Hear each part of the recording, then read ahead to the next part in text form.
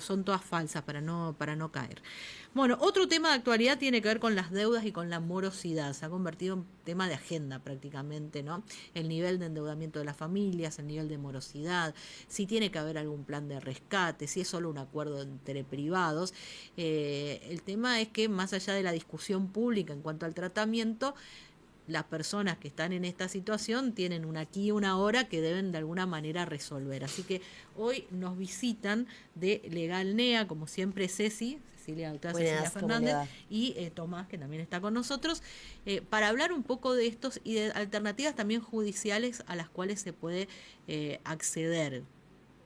No son obviamente para todos los casos, pero hay situaciones muy puntuales en donde se ha declarado que una persona por tener tantas deudas y no poder pagarlas caiga en quiebra. ¿Viste? Si la quiebra siempre es una empresa la que quebró.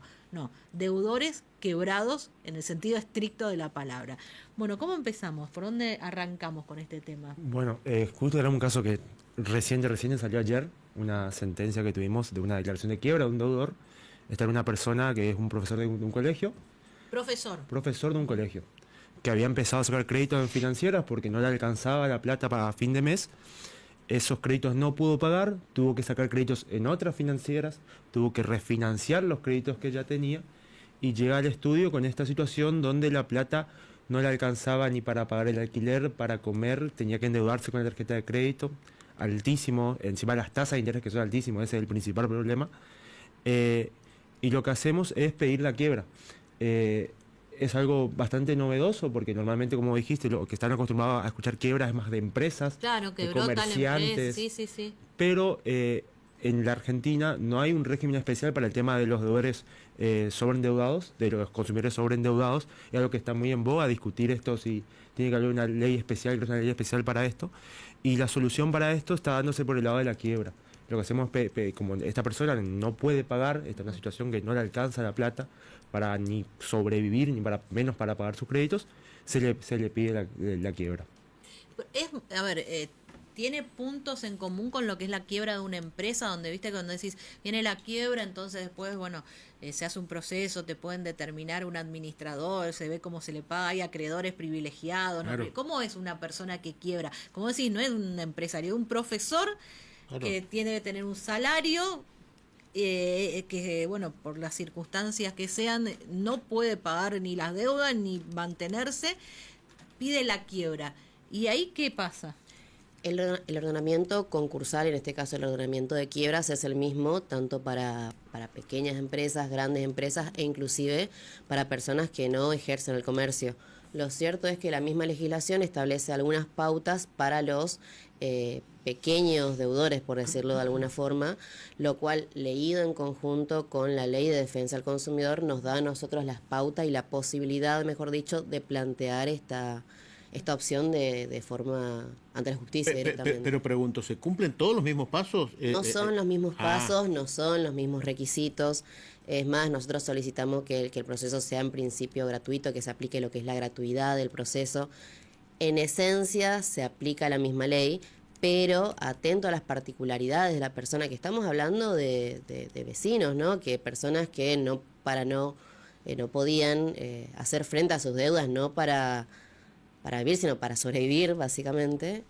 Porque pregunto en estas circunstancias, la ley del concurso de acreedores sobre la vivienda única no se puede ir. Claro, No. en este caso hay algunos bienes que se encuentran fuera Claro. de lo que son de donde se pueden cobrar los Porque deudores. pregunto en virtud de lo que uno observa, como recién decía Cristina, siempre vemos empresas, emprendimiento, industria, pero que a un civil le pase esto, o sea, ¿Y Sí. cuál es o sea, esto es una presentación que ustedes hicieron, o sea, este caso que están contando, fue la persona, ya se hizo, ¿y cuáles son los pasos que viene la persona y dice, bueno, tengo esta situación, ustedes le recomiendan, vamos, estamos hablando de deudores sobreendeudados, después nos van a decir quiénes podrían, digamos, acceder o intentar esta salida. Y dice, bueno, ¿y qué puedo esperar? O sea, a partir de ahora, ¿qué puedo esperar? Que me embarguen mi sueldo, qué va a pasar con esas deudas que tengo, dejan de seguir creciendo, ¿cómo hago? Me sacan un poco y me dicen, con esto pagás para vivir tu alquiler, tu comida, tu bajo. ¿Cómo le plantean a alguien que no tiene idea que va a ser una persona quebrada? Bueno, lo que pasa normalmente en estos casos es que vienen ya con el sueldo o embargado o con débitos automáticos muy altos, arriba a veces del 60-80%. Lo que pasa cuando se inicia este proceso, se dicta la Sí. quiebra, es que se embarga un porcentaje, que es el máximo es el 20%. Entonces, entre el 80 y el 20 hay una gran diferencia. Y ese 80% le queda para vivir. O sea, le piden que le liberen primero todo el sueldo. Claro, se o le pide el cese de los débitos bien. automáticos y las retenciones sobre recibo de sueldo. Y en conjunto, el juzgado ordena que se embargue el 20%. Con que es la ese porción- 20% ir haciendo Va- frente a todas estas a deudas. todos los acreedores tienen que venir al proceso judicial y verificar su crédito. Si yo le debo a fulanito por este pagaré o porque él sacó este crédito conmigo. Se presentan, verifican su crédito y ese 20% Se que distribuye se va entre los juntando, acreedores. se va haciendo un La- plan. Y en ese, mientras tanto, Claro. con los acreedores, más cuando son a veces algunas financieras, lo que hacen es como una especie de acoso contra el deudor. ¿Hay alguna situación que diga, bueno, yo quiero que, listo, voy, presento mi quiebra, mientras tanto, déjenme tranquilo, déjenme en paz? Sí, dentro de una de las medidas que se solicitaron al juzgado estaba justamente el cese del hostigamiento a través de llamadas tanto a la persona titular de los créditos como así también a sus familiares, porque llegó una situación de acoso, ¿no? En donde primero empiezan a llamar al deudor, después llaman a los hijos, después llaman a la exmujer. Entonces, dentro de las medidas sí está contemplado justamente el cese del hostigamiento por parte de las financieras.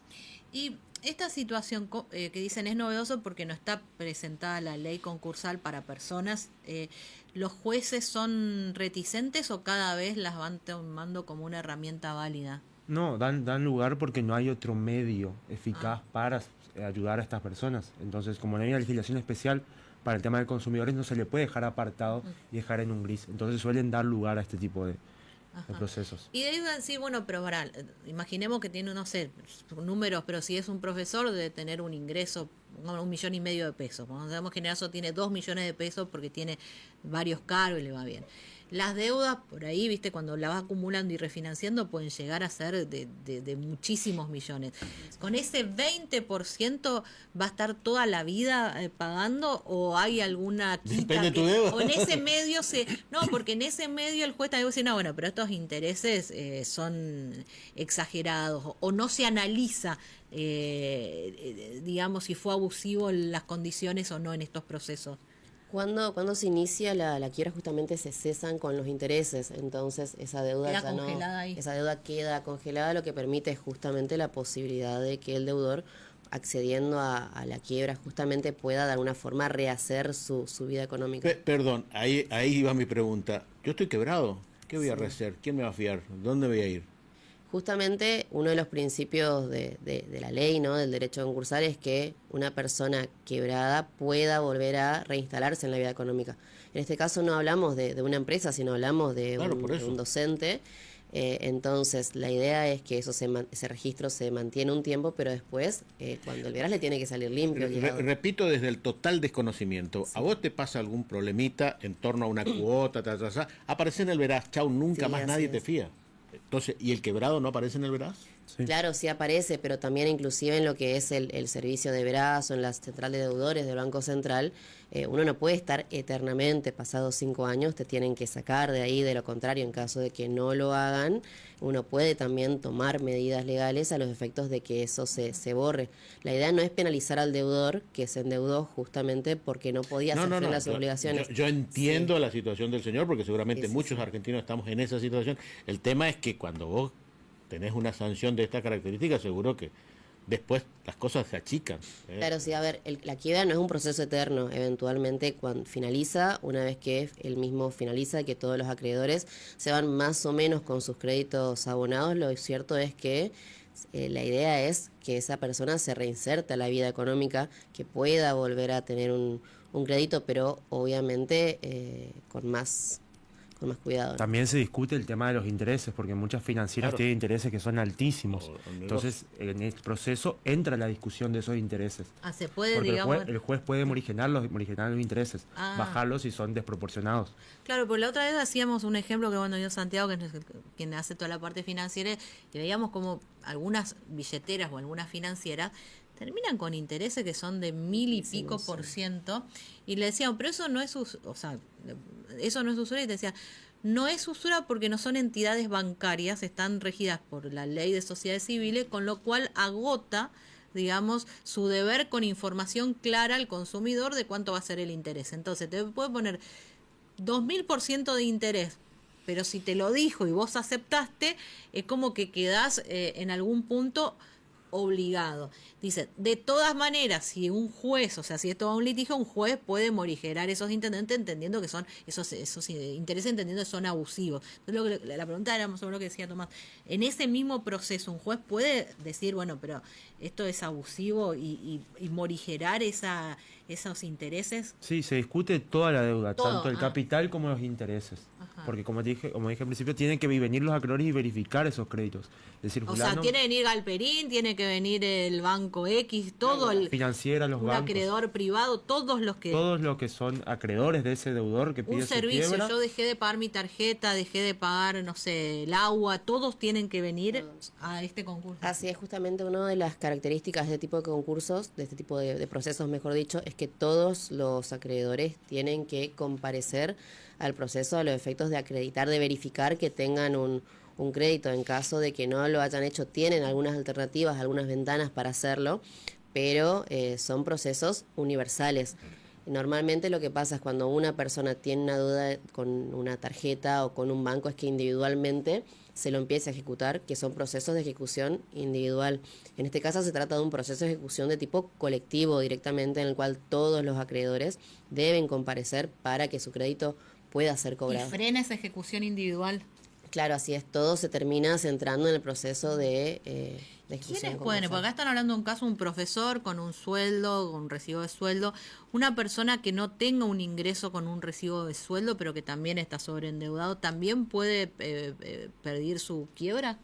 A ver, la ley es bastante clara en el sentido que establece que una persona física que ejerza o no ejerza el comercio pueda solicitar su quiebra. Lo cierto es que para que eso sea viable, y mejor dicho, para que el proceso de la quiebra le sirva y le sea útil, se tienen que tratar de casos de consumidores sobreendeudados que se encuentran en un estado de cesación de pagos. ¿Qué significa esto? Que con la plata que tengan y con la plata que a futuro van a generar, se vea que de forma obvia no van a poder hacer frente a las obligaciones.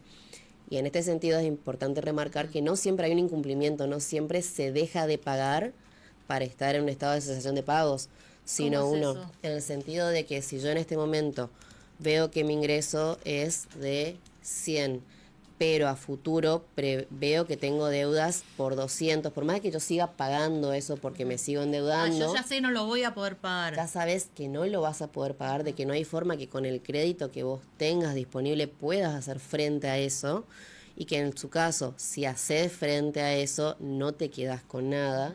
En ese caso podría ser una alternativa posible, y más cuando tenés tantos acreedores. Nosotros lo que hacemos en el estudio es analizar desde ya la situación en particular para ver si es una medida apropiada o no, porque desde ya que no es algo sencillo decir voy a solicitar mi quiebra. Entonces, ¿y hay alguna otra alternativa a la quiebra para los deudores? Vos decís, bueno, en este caso no es la quiebra lo que le sirve. ¿Qué otra alternativa tiene una persona que está en una situación ahogadísima totalmente por las deudas? Bueno, también está la negociación extrajudicial. Por eso, la quiebra se viene en el supuesto donde uno ve que no tiene la posibilidad directamente de negociar. Es decir, yo no tengo nada que ofrecer porque lo que tengo apenas me alcanza para mi subsistencia. Bien. En cambio, si la persona está pagando algunos créditos y otro le queda pendiente, se puede ver la posibilidad de negociar extrajudicialmente. También hay otra alternativa judicial, que es el concurso preventivo, que es menos lesivo que la quiebra y opera en casos donde existe la posibilidad de un acuerdo con los acreedores. Pero en estas circunstancias el beneficio de ir a la quiebra. No te pueden sacar más del 20%. Pero Sí, se dice, puede. pero no todos pueden estar en condiciones. No, digo. A ver, claro. ahí la quiebra también implica el desapoderamiento de los bienes. Es decir, si yo tengo un auto, me pueden quitar ese auto para claro. pagar porque forma parte de mis bienes y es garantía de los acreedores. Claro, yo hablé de la casa, no hablé del auto, que Claro. sí puede desaparecer. Sí se puede pasar el tema del auto, por ejemplo, si se usa como un bien de trabajo, que sé yo soy Uber. Claro, En si ese me caso sacás se del puede, auto, yo no puedo seguir no degenerando. puedo seguir trabajando. Por eso dicen que cada caso se tiene que analizar. Claro. Y esto de la negociación Ya tenés que pagar más. extrajudicial, vos decís extrajudicial, entonces, ¿qué puede un deudor intentar en eso? ¿Que le cobren menos? Sí, llegar a un acuerdo, primero se comienza con una carta de documento, se negocia porque normalmente lo que pasa es que se ve mucho hoy en día que la financiera o los bancos, una vez que ya ven que no te pueden cobrar, ceden tu deuda, te escriben los estudios de cobranza y uno termina negociando con ellos. Entonces tiene que llegar a un acuerdo con ellos. Hay un video que no sé si lo vieron, está dando vuelta, una chica que dice que, es peligroso el mensaje, pero también te deja pensando. Que dicen que el mejor camino cuando ya llegaste a un nivel de endeudamiento es no pagar nada. Y ella cuenta lo que le pasó, dice, como yo no tengo nada, estamos hablando, claro, no tengo nada. No me van a cobrar nada. Yo les dije que sigan intentando, pero que no les voy a pagar nada, no puedo pagar nada. ¿Es tan así? El tema es que si vos no pagás, no vas a tener perfil crediticio. A futuro te va a perjudicar. Porque cuando quieras acceder a un crédito, porque quieras, qué sé yo, comprar una casa o por cualquier otro motivo, vas a figurar que no pagás. Entonces no vas a tener un perfil crediticio potable. O sea que es como el que te dice saqué pero desinstaló la aplicación y listo. Claro, lo que es peor, a ver, una persona en esa situación tampoco va a poder alquilar una vivienda, porque desde ya que las inmobiliarias, una de las primeras cosas que pidan es una garantía, se analizan tu perfil crediticio. Es más, si esa persona llegara a tener un trabajo en blanco, desde ya se van a cobrar de ese trabajo a futuro. Entonces va más allá del no pagar. Uno no paga, capaz en el momento podría parecer para la persona que lo dijo como una solución, pero a futuro hay consecuencias que son graves. Laura, sé que estamos sobre la pausa, temas jubilados, que en los mismos bancos donde cobran les ofrecen créditos que obviamente van mucho más allá del porcentaje, le pueden afectar con tasas siderales. ¿Qué puede hacer un jubilado? Otra vez vino acá un hombre llorando prácticamente, dice, yo pedí 100.000 pesos acá en el Banco Colombia, yo no sé, dice, a mí me ofrecieron, yo acepté, tiene una PUAM, le cobran... ¿cuánto dijo? 2 años, 4 años de 25.000 pesos por mes, pero además ya tenía otro crédito, entonces termina ganando 100.000 pesos, es lo que le queda libre. Dice, yo no quiero esto, quiero deshacerme. Y uno dice, ¿realmente ese hombre estaba informado como correspondía cuando le ofrecieron este crédito? Si ya con una PUAN no va a poder, o sea, ¿cómo puede haber sacado 2 o 3 créditos? ¿Tienen alguna herramienta, Ceci, un jubilado? Sí, a ver, primero hay mucha demonización al respecto, porque lo cierto es que si estamos hablando de un jubilado que tiene una PUAM, es porque posiblemente no tuvo los años de aporte suficientes para acceder a una jubilación, y muy posiblemente el monto que perciba sea mínimo. Entonces de eso me lleva a inferirnos, sin tener mucho contexto, que esa persona seguramente se endeudó para poder tener sus bienes básicos de alimentación, comida, salud, inclusive si es una persona adulta mayor. Pero en ese caso seguramente el banco va a poder iniciar una acción contra él, y eventualmente no solamente va a tener que pagar el banco, sino además de eso los honorarios que se derivan de esa pero el tema es que le descuentan directamente, pues son los bancos donde cobran la jubilación, entonces se va a cobrar su PUAN, que ya es poca, y le pagan 100.000 pesos. Entonces pero no existe un límite, no es que vos tenés que afectarle hasta un porcentaje. Claro, pero eso es relativo a los que son los embargos. En los casos similares se han iniciado acciones de amparo justamente para que cesen, o como medidas cautelares, los efectos de que cesen los débitos automáticos, que es lo que más daño hace. Pero lo cierto es que debido a la situación económica, la verdad es que es asfixiante, y muchas veces no es capaz que la persona no lo lea o no lo infiera, sino de que no tiene otra alternativa. Gracias, chicos. Hasta la próxima. La próxima. Hacemos la pausa y ya venimos. Legal NEA es un estudio jurídico corporativo que a través de una red de profesionales altamente calificados asesora y representa a empresas e individuos en la República Argentina y el extranjero. Legal NEA es una fundación que fomenta el acceso a justicia y el desarrollo de la abogacía pro bono. Legal NEA promueve valores,